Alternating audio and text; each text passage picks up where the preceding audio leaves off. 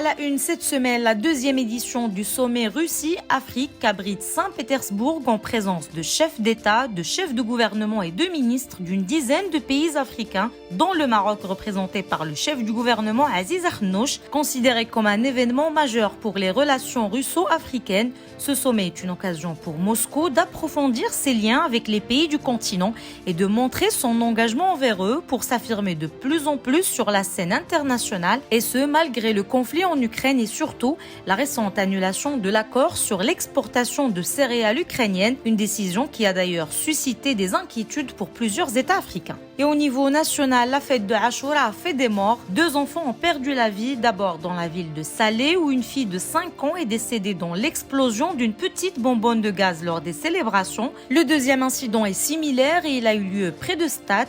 Un mineur de 17 ans a perdu la vie et un autre a été grièvement blessé aussi dans l'explosion d'une bonbonne de gaz jetée dans des flammes. Et puis des incidents d'un autre type ont eu lieu cette fois-ci en Algérie où des milliers d'hectares de forêts et de cultures ont été détruits et des centaines d'habitations sont effondrées par les feux qui ont ravagé le nord-est du pays. Le bilan est lourd, 34 morts dont 10 militaires, et il est à rappeler que ces incendies ont ravagé des régions déjà sinistrées ces 2 dernières années. Le sport pour finir, il y a du nouveau dans l'affaire des tickets du mondial. 7 mois après l'ouverture de l'enquête, l'un des mis en cause dans ce scandale a été arrêté cette semaine.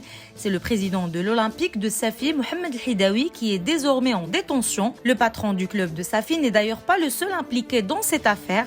Un animateur radio est lui aussi soupçonné d'implication dans ce scandale, mais il est poursuivi en état de liberté provisoire. Et on termine par le mondial des femmes. Après la lourde défaite 6-0 infligée par les Allemandes au Lion de l'Atlas, l'équipe nationale s'apprête à jouer ce week-end son 2e match contre la Corée du Sud. Ce sera la rencontre de dernière chance que les protégés de Reynald Pedros devront aborder avec le plein de confiance. Plus d'informations sur lebrief.ma.